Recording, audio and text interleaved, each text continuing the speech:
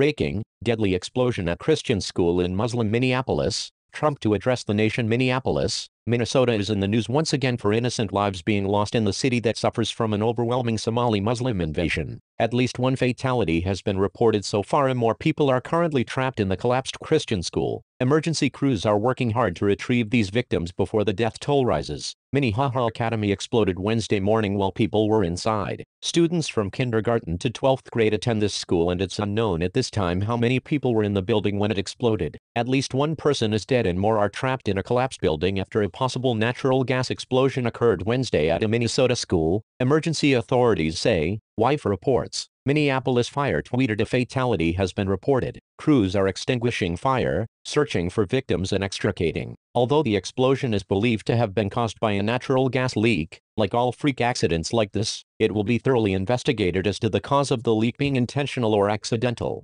Nothing can be cast out of the question at this point, especially in a city filled with Muslim refugees who have started fighting back after coming on the country's radar following a Somali Muslim cop shooting an innocent white woman. It's known that Muslims have set their sights on obliterating Christian infidels. With a tragedy of this kind, it's only a matter of time before President Trump addresses it, either by expressing condolences or addressing the cause. Let's not forget that this is a town run by a Muslim apologist mayor, Betsy Hodges, who has been threatening locals with punishment if she witnesses anyone showing signs of Islamophobia or bigotry towards the Muslim community. As we've previously reported, she even set up an anti-blasphemy hotline in her city so the Somali migrants could call and report on anyone who harassed them or spoke negatively about Islam. Freedom Daily also exposed, ever since one of Hodges' prized Somali Muslim police officers shot and killed an innocent white woman in Minnesota, she's been more concerned about garnering public sympathy for the jumpy cop than she has the victim who didn't deserve to die. This defensive behavior is par for the course for a state run by a governor who infamously announced that if Minnesotans don't like his stance on accepting Muslim refugees by the masses, then they can get out, according to the Daily Globe. This explosion also happened within days of what a rogue, seemingly radicalized Muslim did to horrified residents of Minneapolis while gnawing on raw meat. Freedom Daily reported on Tuesday of the horror that went down in Minneapolis before today's explosion. Thankfully, in this case, a pissed-off citizen took matters into his own hands to stop this Muslim madman. Somali Muslim migrant Abdinzak Ahmed Farah decided to take a trip to the downtown area of Minneapolis with a knife, where he began threatening to kill infidels, or anyone who called to alert the police. A brave witness finally decided to stand up to the Minneapolis Muslim, only sent Farah into more of a psychotic rage before authorities arrived,